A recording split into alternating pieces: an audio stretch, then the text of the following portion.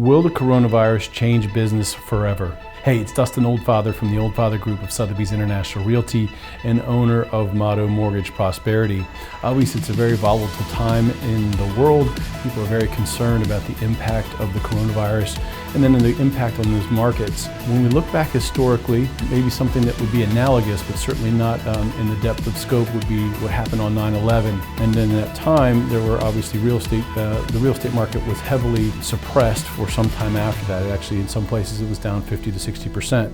But what we saw over the following 6 to 8 months is that the number of sales and the typical level of transactions had returned. So with regard to the coronavirus, this is a virus that's transmitted in an airborne way, and one of the pernicious things about the coronavirus is that it's in high concentration in the body before people have symptoms. Having people decide to not be in social mixing environments where it's possible to contract the virus. Well, how does this apply to business today?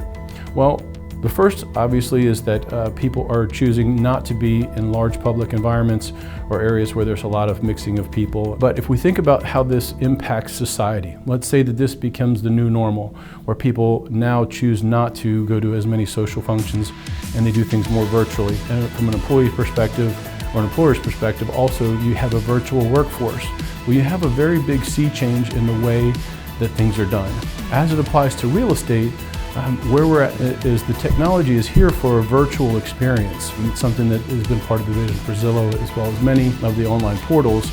And what that means is you have the ability to do a virtual tour. And so maybe we'll start to see this virtual model really become the new normal, which is, okay, you work at home, you spend more time at home, you're spending more time searching for your property online, you're doing all of your research for your mortgage, for your finances, all of those things, because maybe you're spending more time at your house or maybe working virtually. You are now focused on those things and having that virtual experience, and then working with somebody on the other end who's FaceTiming, who's sending you virtual tours, who may be scouting the area for you, doing that legwork, and then coming together for one event, of a property tour. So as Warren Buffett says, be greedy when others are fearful.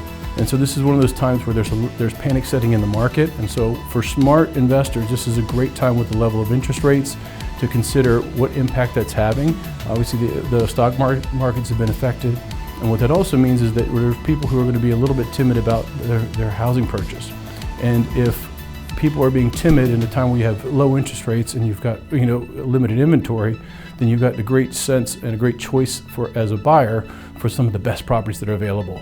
Thinking about that 9/11 event where you got all the property sales recovering within that 6 to 8 month window, this is a great time to consider trying that virtual model, working with a team like ours who's proficient with working online and remotely, and making that purchase ahead of when that recovery happens to put some great equity in your pocket. And so what are the takeaways?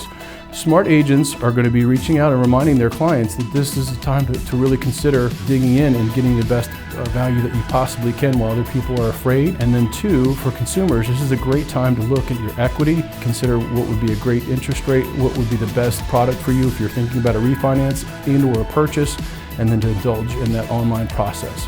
So my takeaways right now is obviously everybody's concerned. There is the expectation that when the temperature comes up as we get into March and April, that the virus does calm down, and I think we'll get back to life as we know it. But there are elements of this new change and this new environment that could give us a peek into the future and the new reality for business and real estate.